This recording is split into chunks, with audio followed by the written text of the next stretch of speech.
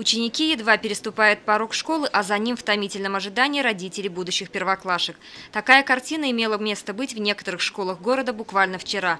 1 февраля начался прием заявлений для поступления в первый класс по прописке.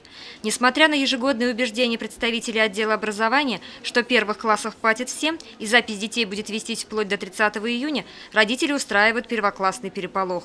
Еще с вечера прошлого дня многие дежурили у учреждений образования, чтобы написать заявление. Я пришла сюда в 4 часа утра. Почему так рано? Ну, потому что в прошлом году то же самое было, и как бы хочется, чтобы ребенок не остался без места в школе.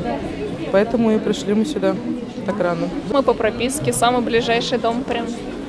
Ну как, утром пришли, заняли. Очередь нормально идет, вообще прием как? Да, прием нормальный, все хорошо. По прописке? Стоите давно? С 8. Как начался прием, вы подошли, да? Так вообще идет нормально, спокойно?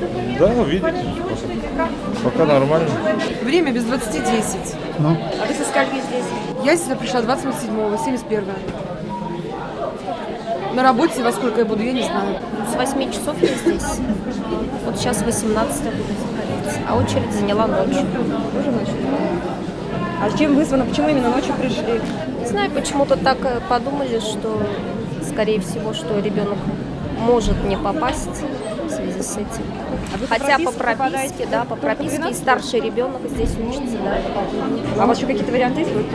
Да, ручку? Нет, мы здесь прям во дворе живем, поэтому без вариантов, только 12. Родители по закону имеют право выбирать общеобразовательные учреждения, отдать ребенка в школу по месту жительства, куда его обязаны принять в приоритетном порядке без дополнительных условий, либо выбрать любую другую школу, независимо от места жительства, и поступить на свободные места.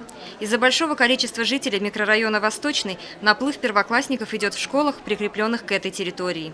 Ознакомительную работу, разъяснительную работу мы с родителями проводили заранее. Родители заранее знакомили с перечнем документов, которые они должны подавать, с распоряжением администрации о закреплении микрорайона со школами. На информационном стенде разместили информацию, также на сайте школы. И прием документов мы ведем на основании приказа Минобр России от 22 января 2014 года номер 32. В этом году мы планируем принять 4 первых класса, 3 класса с русским языком обучения и 1 класс с углубленным изучением башкирского языка. Всего должны принять 100 детей. Но прием документов идет спокойно. Но я думаю, что такого большого ажиотажа не будет, родители останутся довольны. Для детей, не зарегистрированных на закрепленной территории, прием заявлений в первый класс начинается с 1 июля и продолжается до момента заполнения свободных мест, но не позднее 5 сентября текущего года. Как заверили нас в городском отделе образования, все возникающие в ходе зачисления детей вопросы решаемы. На данный момент обстановка спокойная.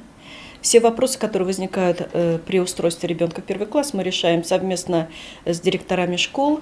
Если возникают какие-то вопросы и не попадают в определенную школу, родителей приглашаем в 406 кабинет по адресу Ленина, 12, где будет выбран оптимальный вариант устройства их ребенка в определенную школу. Все вопросы мы снимаем, решаем. Район, где находятся у нас школы, гимназии, лицей Ирандык, школа номер 12, она плотно населенная, там у нас очень большое количество детей. Чтобы снять вот эту ситуацию, естественно, напрашивается строительство новой школы. Ну, в планах, конечно, у нас есть, все это зависит от финансовых возможностей. Вот строительство новой школы вот эту напряженность как раз пояснило. В случае отсутствия мест в образовательной организации родители или законные представители ребенка для решения вопроса об устройстве в другую общеобразовательную организацию должны обратиться непосредственно в отдел образования города. В любом случае, по заверениям специалистов, для всех сибайских первоклассников в сентябре прозвенит их первый школьный звонок. Ирина Оренбургина, Радмир Исенгулов, Гульгина Раскельдина, телекомпания СТВ.